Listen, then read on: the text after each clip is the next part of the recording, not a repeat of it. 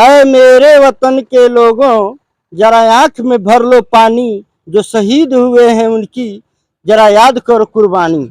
जी हाँ दोस्तों, हम इस समय गाजीपुर जिले में हैं और अमृत महोत्सव मनाया जा रहा है। 15 अगस्त की तैयारियां जोरों शोरों से चल रही है, लेकिन हम एक ऐसी धर्म स्थली पर आए हैं जो कि आपको भी गर्व होगा, आप उससे फक्र महसूस करेंगे कि इसी गहमर जो कि एक अनेक से अनेक जवान इस जिले से हैं, इस गांव से हैं। इसी बीच में नील फैक्ट्री है और जो 12 नाम से गांव जाना जाता है उसका भी एक इतिहास है। 12 गांव के 12 लोग को ब्रिटिश राज्य के समय में ब्रिटिश लोगों द्वारा इसी जगह पर बरगद के पेड़ पर बर्बरता पूर्वक उनको फांसी दे दी गई और उन क्रांतिकारियों का आज भी इतिहास के पन्नों में नाम दर्ज है। दोस्तों, आज हम अमृत महोत्सव मना रहे हैं तो कहीं न कहीं उनके बलिदान का, उनके त्याग का एक परिचायक है। और ये बिल्डिंग जो देख रहे हैं ब्रिटिश साम्राज्य की और ब्रिटिश समय की बनाई गई है और मोटी मोटी दीवारें और प्राचीर अब खंडहर के रूप में प्रदर्शित कर रहा है। और ये जवानों की जो शहादत है और जो जवानों ने जैसा त्याग किया है ना, कहीं न कहीं वो इस पे गर्व हमें भी है और पूरे देश को है। हम अपने छाया पर्सन से चाहेंगे कि आप इस प्राचीर को और इस जो बिल्डिंग को आप दिखाएं। आपका भैया शुभ नाम? मेरा नाम सूरज पासी पड़ेगा। सूरज जी, क्या है इसका इतिहास? इसका इतिहास जहाँ तक हमको जानकारी है इस घर के बारे में जी। यहाँ पर कुछ पहले लोग यहाँ पर दबंगी चलता था इस गाँव। ये तो बहुत प्राचीन गांव है, 1857 से पहले का है जी।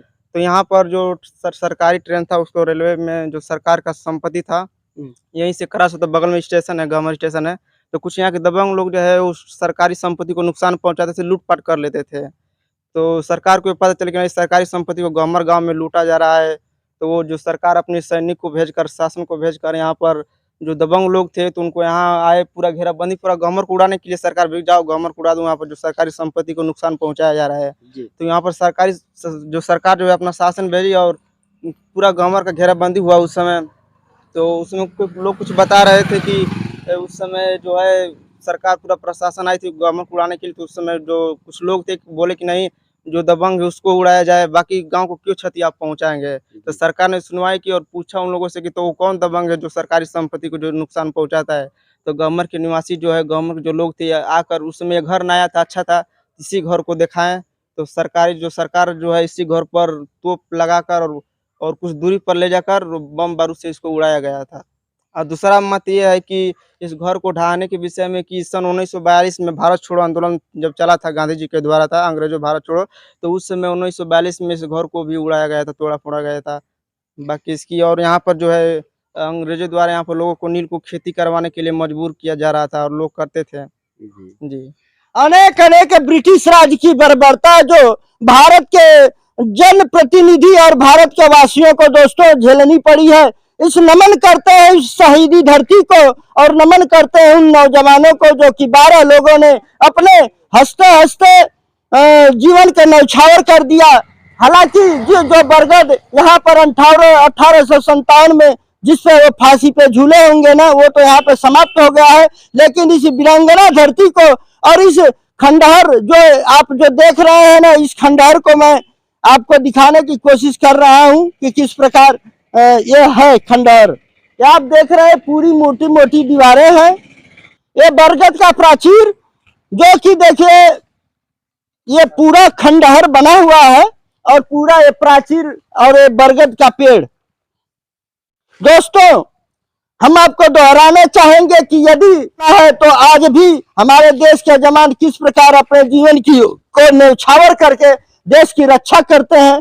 लेकिन आज भी हमारे देश में कुछ ऐसे भी लोग हैं जो कि अंदर ही अंदर हमारे देश को खोखला करते हैं। तो जरूर मैं उनसे कहना चाहूंगा कि उन नौजवानों को और उन वीर सपूतों को आप याद करिए जो कि हमारे देश को आजाद करने के लिए अपने जीवन को समाप्त कर दिए। आप देख रहे हैं पूरा एक खंडहर जो ब्रिटिश हुकूमत द्वारा बनाया गया है और यहाँ पे नील फैक्ट्री के नाम से यह जो जगह है सुविख्यात है। और ये प्राचीर आप देख रहे हैं इस समय खंडहर के रूप में पूरा दिख रहा है। हमने यहाँ पे इस अमृत महोत्सव और 15 अगस्त के उपलक्ष्य में उन वीर सपूतों को और जो 12 गांव के रहने वाले थे और 12 लोगों को ब्रिटिश राज्य ने उसके जितने अंग्रेज थे और जो लोग बर्बरता पूर्वक उनको फांसी पर लटका दिए होंगे, क्या गुजरा होगा उनके परिवारों पर, क्या गुजरा होगा उनके देश पर, क्या गुजरा होगा उन नौजवानों पर।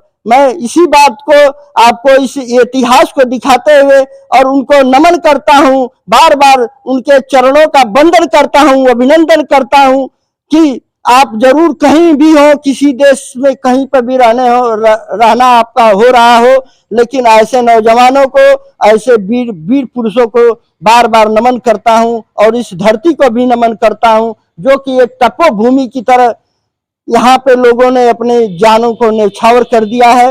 मैं राकेश कुशवाहा, स्वतंत्र पत्रकार, आप सभी मित्रों का जो देश विदेश से हमसे जुड़े हैं, हमसे मिले हैं, उनको सादर आभार करते हुए बहुत बहुत नमस्कार।